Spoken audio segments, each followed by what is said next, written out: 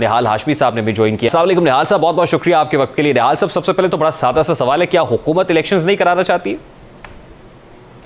बिस्मिल्लाहिर्रहमानिर्रहीम, नहीं, हुकूमत तो इलेक्शन कराएगी। जब इलेक्शन कमीशन हमें कहेंगे कि वो तैयार है हुकूमत इलेक्शन कराने के लिए, तो हम तो इलेक्शन कमीशन के हुक्म के पाबंद हैं। नहीं, लेकिन इलेक्शन कमीशन ऑफ पाकिस्तान ने तो आज सुप्रीम कोर्ट के रूबरू भी मौक़िफ़ पेश किया है कि उनके इख्तियारात को महदूद किया जा रहा है। तो आप बता सकते हैं कि कौन है जो इलेक्शन कमीशन के इख्तियारात को महदूद कर रहा है?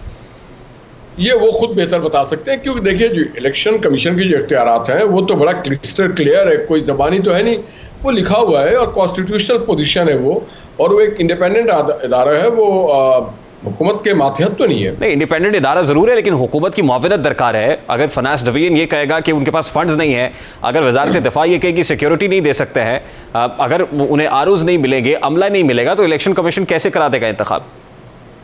देखिए जी, जो भी आईनी कानूनी तरीका है हम उसको अडॉप्ट करेंगे। हम कभी कोई गलत तरीके से कोई, हम माशाल्लाह ये आमरीत का दौर नहीं है कि हम आइन और कानून को एक साइड पे रख करके अपनी चलाएंगे, नहीं। जो भी आइन और कानून होगा उसी के मुताबिक होगा। अगर आइन और कानून में गुंजाइश है कि आइन और कानून तो ये कहता है कि 90 रोज में इंतखाबात होने चाहिए, तो होने चाहिए। मैं कब कहता हूँ कि नहीं होनी चाहिए? मगर आइन और कानून भी कहता है अगर कोई फाइनेंशियल इमरजेंसी लग जाए या कोई ऐसे मामलात आ जाएं जिसके वजह से कोई थोड़ा बहुत गुंजाइश बनती है अगर आइन के तहत, तो फिर वो अडॉप्ट कर सकते हैं। साहब, आइन कोई मोम की गुड़िया तो नहीं है? नहीं, आपकी बात ठीक है, मैं आपके साथ हूँ कि इलेक्शन 90 दिन में होनी चाहिए, हालात कोई भी हो, जंग भी क्यों ना हो, जंग की सूरत में भी इलेक्शन होना चाहिए। ये लोगों का मैंडेट है, लोग जिसको चाहेंगे उसको इख्तियार देंगे हुक्मरानी का, ये कोई आज खुद नहीं कर सकता। तो क्या आप हुकूमत को मशवरा देंगे कि इलेक्शन कमीशन ऑफ पाकिस्तान के साथ जो ताउन होना चाहिए, जो इदारों ने करना है वो करें? बिल्कुल बिल्कुल, इदारों को इसकी पूरी पासदारी करनी चाहिए। इस वक्त एक तासुर है कि हुकूमत खुद क्योंकि माशी गिरदाव में फंसी हुई है और कॉमनर के लिए कोई रिलीफ का इम्कान नहीं है, इसलिए हुकूमत इसकी मुतहम्मिल नहीं हो सकती कि इलेक्शन हो जाए। अगर इलेक्शन हुए तो फिर अवाम अपना नज़ला गिराएगी। देखिए, बात यह है कि मैं हुकूमत में कोई वजीर मुशीर तो हो नहीं, मैं पार्टी में हूँ। मेरी पार्टी ये समझती है कि कोई भी, मोहम्मद नवाज शरीफ साहब का हमेशा एक बड़ा क्लियर स्टांस रहा है, मरियम नवाज साहबा का भी एक बड़ा क्लियर स्टांस है कि जनाब जो चीज़ आइन और कानून के तहत है हम इसी की तो जद्दोजहद करें। हम इसी बात के लिए तो कहते हैं कि वोट को इज्जत दो, हम इसी बात के लिए कहते हैं कि सुप्रीमेसी ऑफ लॉ होना चाहिए, कानून की सुप्रीमेसी होनी चाहिए। हम उससे हट के अगर कोई बात करेंगे वो मुमकिन नहीं है और नामुनासिब है। आज मरियम नवाज साहिबा ने किसी जगह पर यह कोट किया है, ख़ासतौर पर यूथ के साथ गुफ्तगू करते हुए, कि उनकी हुकूमत नहीं है। आप भी ये समझते हैं कि आपकी हुकूमत नहीं है? ये नहीं, ये हुकूमत तो मुख्तलिफ जमातों की एक इत्तहादी जो अपोजिशन थी 2022 में, जो अपोजिशन थी 2020 में और 21 में, उनकी हुकूमत है। PMLN की हुकूमत तो नहीं है ये हुकूमत में सारे स्टेक होल्डर्स है, दीगर सियासी जमातें, उसमें पीपल्स पार्टी है। वज़ीर आज़म और वज़ीर ख़जाना भी आपके नहीं है? नहीं, वज़ीर ख़जाना तो PMLN के हैं, ज़रूर हैं, और वो on request of the cabinet आए थे यहाँ पे, और वो अपनी तरह सारी कोशिशें कर रहे हैं। मगर जो हालात हैं वो सब पे सामने, आज की दुनिया में कोई चीज़ ट्रांसपेरेंट के अलावा नहीं हो सकता, कोई चीज़ छुपी हुई नहीं है। अच्छा निहाल साहब, ये बड़ी खूबसूरत बातें आप कर रहे हैं, लेकिन आपको नहीं लगता इस वक्त हुकूमत अमली तौर पर जो कर रही है इसका फ़ायदा आपके पॉलिटिकल ओपोनेंट्स को हो रहा है? इमरान खान साहब भले जमान पार्क में बैठे रहें, वो अगले 3-4 महीने भी बैठे रहें, उन्हें कुछ करने की ज़रूरत नहीं है, क्योंकि उनका काम खुद हुकूमत कर रही है।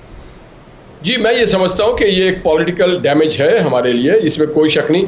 मगर अब पाकिस्तानी कौम आप लोगों के वैसे बहुत बाशऊर हो गए। आप जो मीडिया में लोग बैठे हैं, आप बहुत अच्छी तरीके से पाकिस्तान के जो माशी हालात है उसकी अक्कासी कर रहे हैं, तो लोग हमारी मजबूरियाँ समझ रहे हैं, और उन मजबूरियों को समझते हुए मैं उम्मीद रखता हूं कि लोग हमें इंशाल्लाह अगले 5 से, क्योंकि हम वादे नहीं करते हैं, हम डिलीवर करते हैं। मोहम्मद नवाज शरीफ साहब का जब भी अदवार आप देखें तो चीज़ें सस्ती भी थी, और उन्होंने इंफ्रास्ट्रक्चर डेवलप किया, लोगों को जॉब अपॉर्चुनिटीज दी, नौजवानों के लिए काम किया। पाकिस्तान ऊपर की तरफ जाता है, नए माहौल। अच्छा देखिए, उस वक्त आपका ये जवाब था कि मिफ्ता इस्माइल साहब हैं, मिफ्ता इस्माइल नहीं होंगे, इसहाक डार आएंगे तो एकदम आपको चेंज देखने को मिलेगा।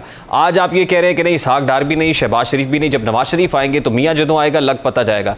तो मियाँ नवाज शरीफ कब आ रहे हैं फिर?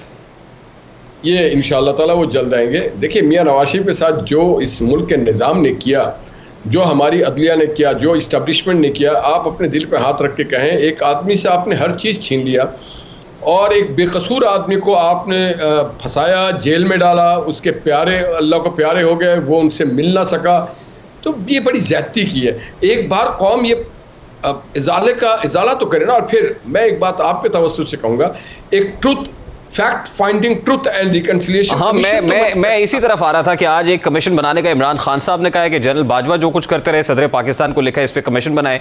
एक कमीशन बनाने का कल फाइनेंस मिनिस्टर ने फाइनेंस बिल पेश करते हुए कहा।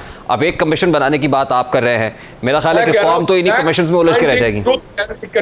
रेहान साहब, facts finding truth and reconciliation, मैं आगे रिकंसिलिएशन भी लगा रहा हूं।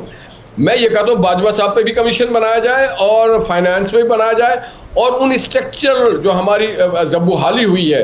ठीक है, बहुत बहुत शुक्रिया निहाल साहब आपके वक्त के लिए। पाकिस्तान मुस्लिम लीग नून के मरकजी रहनुमा निहाल हाशमी हमारे साथ मौजूद थे। अभी एक ब्रेक लेंगे और ब्रेक के बाद जब वापस आएंगे तो महंगाई के सताए अवाम के सब्र का पैमाना कैसे लुब्रीज हो रहा है और वो कौन कौन से नए टैक्सेस हैं, महंगाई का बोझ, इन्फ्लेशनरी प्रेशर कितना बढ़ने जा रहा है, बात करेंगे इस ब्रेक के बाद। हमारे साथ रहिएगा।